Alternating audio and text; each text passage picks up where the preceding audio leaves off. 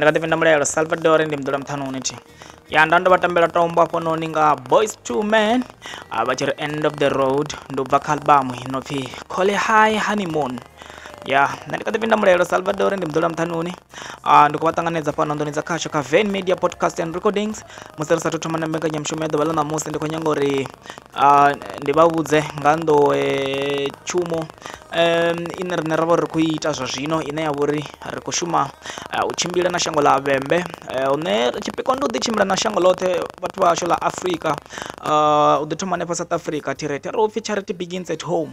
So hafhona ndi musi hune Van Media Podcast and Recording ive i tshi khou tshimbila i tshi ita dzi class kana dzi extra classes ne khadzo ri dzi vhidza uri dzi financial literacy and entrepreneurship. Ro tshi sedza ra zwi vhona uri it's a must zwo to tea uri sa ṅwana wa muthu muṅwe na muṅwe kana ṅwana wa muthu mutsu kana wa vhathu vharema nga maanḓesa kha vhathu vha vhoriṋe vha Afrika vhathu vha tshina vhakomana vha vhoriṋe ti zwo tea na dzi khaladzi dza vhoriṋe uri ri vhe financial literate. Hezwo ndi zwa musi zwo swika he ya sedziwa ngoho ya ḓivha zwakale ine a i timitimise ine na riṋe ri a tama uri ri gude khayo na nga musi ri sa nga ḓo tou guda ngo to ralo mara a vha ri ḓo ri ndi vha dzhie nyana ndi vha ya humelisa ngei murahu ndi vha vhudze maṅwe mafhungo o ita u ḓivha zwakale nga maanḓa fhaḽa kha shango ḽa United States na Britain kana ndi to ri ndi tshi amba ndi ri kha mashango a Europe ti ndi nga murahu ha musi hu tshi thomiwa tshigwada hu tshi thomiwa ndi nga tou ri dzangano ḽa zwa masheleni ḽine ḽi ḓo ḓi yela na vhubindudzi ḽine na ndi nga tou vha vhudza uri mini mara zwi vhidzwa pfhi IMF and the World Bank. So when IMF and the World Bank were created in Bretton Woods in hemisphere in the United States ndi tshifhinga tsha musi vha tshi khou i thoma he IMF yavho nga ṅwaha wa 1944 havho sina na shango na ḽithihi la Africa lela vha party yazwo musi tshi khou thoma IMF and the World Bank. Shango ḽine ḽa vhori ndi dzi British na American ndi vhone vhathu vhane vha vhori vho ḓifha tshifhinga to rebuild the economy of Europe and the implementation of the Marshall Plan. So ndi yone nḓila ine America na maṅwe mashango a ri nga tsini khao United States and the British u swika tshifhinga tsha vha kona u recover from situation ya vha hone nga murahu musi vha na dzi World War sa World War 1 and World War 2 a si tshifhinga tsha musi vha khou sala vha khou ṱangana na problem ya uri a huna zwiḽiwa a huna economy a huna dzi infrastructure. So a swika tshifhinga tsha vha tea uri vha ḓi takuse vha swika hune vha nga ḓi wana vha tshi khou kona u ḓi thomela zwithu zwavho ti. So a thi nga ḓo vha tshi vha ṅwana mukalaha a vha ri ndi vha vhalele iṅwe dzi theory dzine dza vhori ndo dzi wana ndo dzi vhala ende ndi ḓivha zwakale is the fact actually na vhana vha tshikolo musi vha tshi khou funzwa history vha khou funzwa dzi French Revolution vha khou funzwa whatever zwine vha funzwa zwone mara vha dzimiwa this information ndi kwamba uri hu na iṅwe information ine vha practical vhathu vhashu ine ndi soko pfha uri nga kumbulelo kwanga ndi soko nitshedza ndi soko vhona ungari ha vha dzanyi vha syllabus vha khou ri vha tshedza vha pfha uri ṱhamusi vha funza ṅwana wa muthu mutsu hezwi zwithu zwa vhesa practical lune maybe one day anga swika hone anga zwi ita nahone a zwi ita u ḓo vha practical ti. So ndi ḓo vhala fhedzi ndi ḓo dovha nda zama u vha ṱalutshedza zwone nga luisimane ṅwana wa mukalathi ndi tshi sa phanḓa fhononi on April 3 nga April nga dzi 3 nga 1948 President Truman signed Economic Recovery Act of 1948. So nga ṅwaha wa 1948 vho President Truman vhe vha vha hone president nga tshetsho tshifhinga kana vho dzula tshidula nga tshetsho tshifhinga ho swika tshifhinga tsha vha saina Economic Recovery Act. So ndi mulayo wo bvaho nga 1948 kana act yo bvaho nga 1948 heinoni act yo vha yo itiwa ya fhedzi ya rino dzina ḽo pfhi Marshall Plan. Vha ḓo zwi humbula muthetshelesi uri Marshall ndi dzina ḽa muthu ane o vha a Secretary of the State dzina ḽawe ḽa vhukuma ḽo fhelela ḽoṱhe u pfhi George Marshall. So George Marshall ho swika tshifhinga tshine o vha a khou ita presentation yawe kana tshi khou ita speech tshawe fhaḽa kha University ya Stellenbosch. Zwithu hezwinoni zwo itea kha University ya Stellenbosch nga ṅwaha wa 1947 nga dzi 5 dza June ndi nga murahu musi George Marshall a tshi khou deliver speech tshawe a swika tshifhinga tshine o ḓo humbela kana o ḓo ita proposal ya uri sa izwi vho ri na mathada kana ri tshi khou facea dzi challenge dzine ri khou dzi facea zwone zwa tshi nga vha hani America i tshi nga create a plan for their economic reconstruction nga iṅwe i tou vha pulane kana pulane ya uri vha kone u ita kana u fhaṱulula ikonomi yavho nga huswa thi ngori America na maṅwe mashango nga tsini Europe nga angaredza vha vha khou struggle. So u itela uri ikonomi yavho i vhuya, Marshall o swika ya propose heinoni plan, and then so that the United States will provide the economic assistance hune European state i ḓo kona u ṋea thuso yo fhaṱa heinoni ikonomi nga nḓila ya masheleni thi. And then zwi sathu no dzhia tshifhinga nga ḓuvha ḽe ḽa vha ḽi nga 19 ya December nga honoyo ṅwaha muthihi wa 1947 President Truman o mbo ḓi consider heinoni negotiation, o mbo ḓi pfha uri no man ho munna khou amba zwine zwa vha uri zwi a tshila, a mbo ḓi namba a ya a i saina a i rola ṱari ya mbo ḓi namba ya vhidzwa upfhi Marshall Plan Act of 1948. Ndi yone he ya phasiswa ngayo, o i saina nga 1948 nga 1947 ya mbo ḓi ya fhedzisela yo rathela kha ṅwaha wa 1948. Ya ri i tshi rathela kha ṅwaha wa 1948 zwa sia zwi tshi khou ita uri vha ṋambe vha i vhidze uri Act of 1948. So vhana mukalaha ni ḓo kona zwi vhona zwa uri a u tou vha na shango ḽine ḽa vha uri ḽo vha ḽo tou thoma ḽo pfuma. Ndi khou amba uri na riṋe vhaswa vha fhano Afrika Tshipembe ndi mafhungo ane zwine zwa khou ṱoḓea kha riṋe ṱhohoni dzashu ndi mafhungo o tou ita vhupulani fhedzi vhana mukalaha. Ra puḽana ri tshi fhedza u puḽana ra kona u ḓivha zwa uri na mathina ikonomi yashu ima nga nḓila ḓe nahone bva u ḓivha ikonomi yashu nga nḓila ya ima ngayo ra ḓa na puḽane. Hezwinoni ndi zwine Veni Media podcast and recording nyako dza mu ita zwone, u tshimbila na zwikolo ri tshi eda syllabus ine ya vha uri yo ṱahela kha ṅwana no khou pasa grade 12 a tshi khou ya university. Ndi khou amba ngani ngori vhana vhane khou pasa grade 12 a tshi khou ya university, ṅwana khou thoma nga u wana iPhone, a tshi fhedza u wana iPhone a ya wana maṱeki a IMAX, u bva hanefho khou ḽa u khou aluwa a tshi sala a tshi fhedza degree yawe a tshi wana NSFAS ya badela tshiḽa tshikolodo. Zwi amba uri hoyo ṅwana u khou tea u fhedzisela kha vhutshilo hawe hoṱhe a blacklistiwa a si tsha kona u swikelela u fhaṱa ikonomi yawe. Tshiṅwe tshithu tshine tsha khou ri fha problem ndi tsha uri ri khou itisa zwithu zwashu nga maanḓa nga nḓila ya theory man. Ndi khou amba uri ṅwana khou ḽo dzhena tshikolo hafu ya vhutshilo hawe hoṱhe a phasa grade 12, a tshi phasa grade 12 a swika ri degree ya 4 years, a tshi fhedza degree ya 4 years yo ṱangana na honors ya ri masters ya 2 years ṱhamusi a i phasa nga ṅwaha wa vhuraru, a tshi fhedza hanefho a fhedza ya ri PhD, a tshi fhedza hanefho vha khou fhedza vha mu ṱoḓa dzi thesis na mini zwoṱhe khou ḽa u khou ṱhakamela u khou ṱuwa nayo. Ndi theory ṅwana mukalaha ni khou pfhesesa thi. So vhana vha miyanga hezwi zwithu zwoṱhe zwi sia zwi tshi khou ita uri mini riṋe ri vhe creative only in black and white. A ri na mafhungo ane ra vha ri nga amba hangei nnḓa, a ri na technology dzine ra nga dzi ita hangei nnḓa. Vha khou ri vhudza nga creation of jobs. How are we going to create these jobs while ro vha ri tshi khou funziwa mara ro vha ri khou funziwa nga nḓila ine ya vha uri a ina practical nga ngomu. Ndi khou amba uri ṅwana wa agric, ṅwana mukalaha na nga u tou swika na ri mufha tshipinashi na ri mavu kha ḽa ṱavhani u khou tshi ṱavha nga maṱarini. Ndi khou amba uri na tou bvisa goloi na ri goloi khe kha i ita a nga si kone u ita. Ri na ṅwana ane ya vha Germany hangei ine ya vha uri u khou study mining engineering mara Germany vha nga wana u tshi tou wana mini muthihi kana no vha ho no sina u khou tea u maina shangoni ḽaini. Riṋe ri na vhana vhane uri vha kha grade 10 vha khou studiswa theory u swika grade 12 a tshi swika university a dovha study iṅwe theory for 4 years, a dovha study iṅwe theory for another 2 years, a dovha study iṅwe theory for another 3 to 5 years. O muthu a tshi sala a tshi phasa tshikoloni u vha a tshi ḓivha theory no researcher fhedzi mara a kona u implement. Okay, so now a vha ri ndi vha vhalela hafhanoni vha thetshelese ṅwana mukalaha team. When IMF and the World Bank were created in Bretton Woods in New Hampshire in the United States, it was in 1944.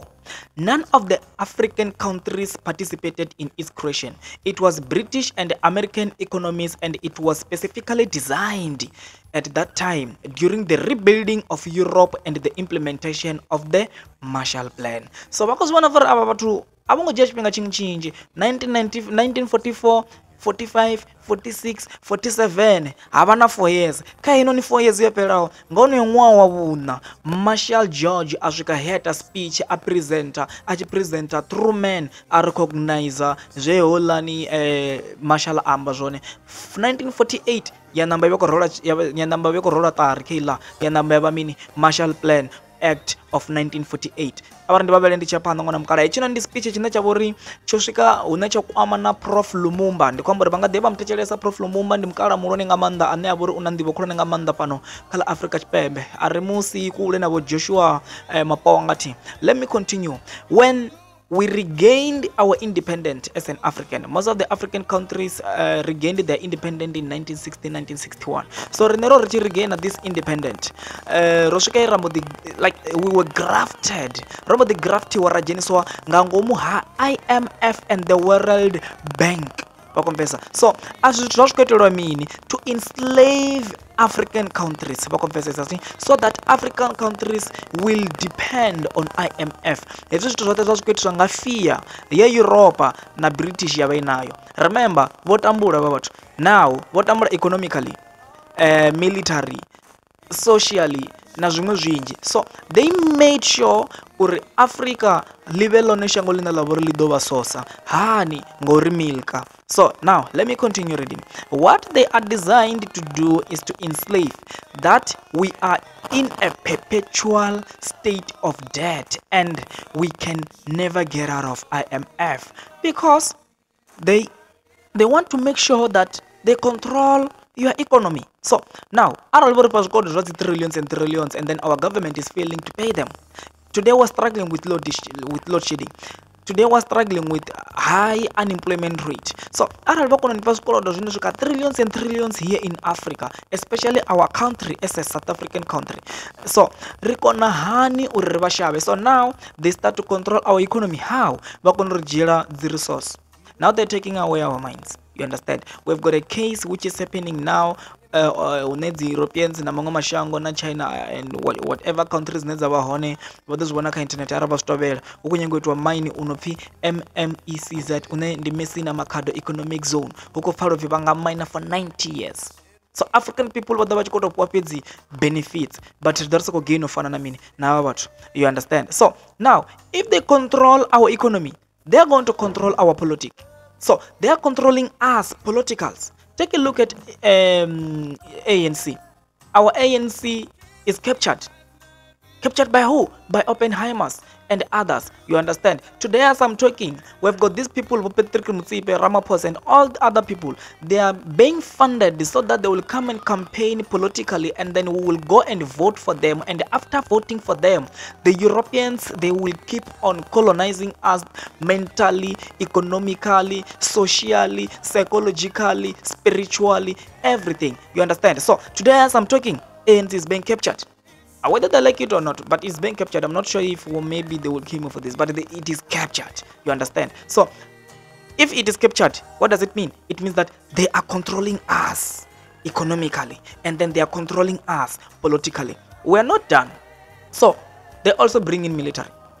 Now as I'm talking here, not far from South Africa, I think it's between Botswana, South Africa, Namibia, Lesotho, there is what we call American military colony. So what do they want here? We're not fighting in Africa, but we're masole abo. Vachipe masole abo zwamba vuri zvikoitela mini. Zwamba zvori vha ḓo kona u ni vhudza zvori itani chikene nga tshifhinga, and once ni tshifelo ita tshine vha kona u vhudza tshone nga hetsho tshifhinga. You understand? They eliminate us. Now as I'm talking, guys, another concern that I have is that our youth are not planning. We are not thinking, guys. Let's try to think. We're not thinking. Like Robibua petone awori una dzi challenge. Ndi kwamba dzi challenges dzina dza vori ndi dza mishumo vhathu vashu. Acha na mishumo. Degree yanu ni mini ngayo mwana mukala. Ndi kwamba uri arali zwino ndi tshikwamba na ini mudededzi in the next coming 35 years u ḓo vha si tshena mushumo, because now we are pushing what we call 4IR. 4IR, I'm talking about fourth industrial revolution. Hune ri kwamba mafhungo a uri ṅwana ḓo vha tshi khou funziwa nga robot kana ṅwana tshi khou funziwa u dzula nḓuni ya khotsi yawe hayani. Vha tshi dzhena restaurant ṅwana mukala a vha tsha swika vha amba na muthu thilini, vha swika vha panga khadi nga ngomu restaurant, McDonald nga ngei murahu because zwiḽiwa zwa delivery kha vhone. Zwi swika vha vhudza uri mini zwithu ṅwana mukala. Zwi khou tou amba fhedzi zwori riṋe uya no ya ri ḓo fhedzisela mishumo ya minzhi is tsheo. So ri ita mini? Zwi amba uri kha ri vhe innovated. Kha ri zame ḓuvha na ḓuvha ḽa vhutshilo hashu ri zame u ita uri whatever zwine riṋe ra nga ri khou ita zwone tshikoloni zwi vhe zwine zwa vha uri zwi a ri ḽisa. Khamusi ḽiṅwe ḓuvha zwi nga konadzea ṅwana mukala riṋe sa vhaswa ra fara dzi PhD dzedzi dzine dza vha uri dzo itelwa uri depressa kana uri ita uri ri sa humbule zwavhuḓi. Khamusi ḽiṅwe ḓuvha ri nga swika hune ra nga dzi shumisa u change educational system, to change our syllabus. How about teaching our children agricultural science, agricultural management from primary school as I'm talking now? Ndi kwamba uri una mavu ana kuoma zwanḓani zwa vhathu vhathu zwino ndi tshikwamba. Ndo wana uri muthu u khou fhiwa hectare dza 300 kana hectare dza 500. Hoyo muthu na miṅwaha ya 45. Ni khou fhiwa uyo muthu mavu ḓo ita mini ngawo? So according to my understanding, this it is very much important to go to that person or that particular person na dzhia ṅwana wawe kana dzhia vhana vhavho vhane vha vha zwikoloni na thoma u vha funza agric practically. Na thoma u vha funza ubva primary so that they will fall in love with this agric, because now we're talking about the base. You understand? So awuna muthu ane anga tshila songolo. So we all need what agricultural people will produce. You understand? So now we will stop to consume more and start to produce more. You understand? So ndi imwe ya dzi lesson dzine dza vhori rina 7 media podcast recording ra vhori ri ḓo vha ri khou dzi tshimbidza ti ro designer a small particular syllabus that a learner or a student will be able to digest, and then after or at the end of his studies or degree or whatever you are studying, u ḓo kona a ḓo kona apply a kona tshila ngazwo a kona shumisa kha vhutshilo ho ḓuvha na ḓuvha thi zwi ḓo ri thusa uri mini ri songo tsha soko dzula ri khou slaveiwa ḓuvha na ḓuvha ri soko zwi slaveri ḓuvha na ḓuvha ngo pfesesa ṅwana mukalathi. So zwinzhi arali ni khou zwi ṱoḓa vha nga nkwama kana ra davhidzana kha nomboro ya luṱingo ine yavha ndi yone 072 177 0346. Fhano Veni Media ri dovha ra vha na Facebook page ine vhidzwa upfi Veni Media. Nṋe ndi dovha nda wanala fhaḽa kha tshipoto kha bogo ndi pfi Salvador Muthanuni thi, na kha Twitter vha nga ngwana kana Instagram vha nga ngwana, kha YouTube video dzashu ri ḓo dzi laṱela vhukuma thi. Tshipikwa kha riṋe ndi u itela uri ri vulane maṱo sa vhana vha Afrika Tshipembe kana sa vhathu vhane vha khou tshila kha ḽa Afrika Tshipembe, ri zwi kone ra vho ri a ḓivha zwa uri kha shango ḽashu khou itea mini thi. Nṋe ndi khou vha sia ṋamusi mbekanyamushumo yashu yo swika magumoni, ndi mbekanyamushumo ya tsivhudzo ya vhaswa. Mbekanyamushumo ya tsivhudzo ya vhaswa yo guma magumoni ṋamusi, ndi ḓo dovha nda ṱangana vhone tshifhingani tshiḓaho hune nda ḓo dovha nda vha nda vha vhuyela na muṅwe mafhungo ane a vha uri a kwama tsivhudzo ya vhaswa thi. Hafhanoni ndi khou vha sia vha ḓo sala na Sheve athi nga ḓo mulavhelela thi file semana nyana mara ndi Sheve ndi president wa 2000 ndi khou amba uri ndi muṅwe wa muswana ane a vha uri o shumisa talent yawe u ita zwinzhi vhukuma vhana mianga. So ri zwi bvani uri after enoni talent o mthanga ine a sala phanḓa tshila ndi nga murahu musi o ḓa attend dzi lesson dzi nange dzine dza vho riṋe. So ri khou vha vhona vhathanga vhanzhi vhane vha tonga vho Mizofil, ri khou zwi vhona u khou ḓi amba mafhungo pfhi vha khou wana dzi milioni vha khou wana whatever amount zwine vha khou zwi wana. Ri khou ḓi ri tshi ḓi sedza ri khou ḓi vha vhona vhaswana vha no nga vho Ramsey, ri khou ḓi vha vhona vhaswana vha no nga vho Raziki, vhaṅwe vhone ndi khou amba uri a vha ngo to fara na dzi bammbiri dzine tou pfhi mini vhona vha mukalaha nga nnḓa vhavhili vhararu vha khou zwi vhona. Zwino zwi a thusa ṅwana mukalaha uri ri kone u tsivhudzana nga masheleni, ri kone u ḓo vula masheleni ri tshisa gai. Ri khou ḓi vha vhona vhaswana vhane vha khou wana dzi road accident fund dzi khou ḓi bva hanefhaḽa vhana mukalaha mara vha ḓi zwi vhona zwa uri mini muthanga kana musidzana ha khou kona u shumisa masheleni nga nḓila yone thi. So kha ri dzule vhana mukalaha ri ambe ri tsivhudzane ri advisane thi. Nṋe ndi kha ḓi pfhi honouḽa ndamulelo Salvador ndi mudula Muthanuni thi wa Nevada. Ndi ḓo amba na vhone tshifhinga tshiḓaho. Bye bye, ndo vha sia na Sheve shit. Uma bakata bakatiki ya nothing. Uma bahana bahaniki ya nothing. Kina hana lukulwa chakiriki ya sipetel. Kina hana lukulwa chakiriki ya sipetel. Kibije amuleti yona illa tebalwen. Kibije amuleti yona illa tebalwen. Iye yaran ngasi lofe. Iye yaran ngasi do chiri. Iye yaran ngasi lofe. Iye yaran ngasi do chiri. Iye yaran ngasi lofe. Iye yaran ngasi do chiri. Iye yaran ngasi lofe. Iye yaran ngasi do chiri. Kalibizo ke bayo lante ba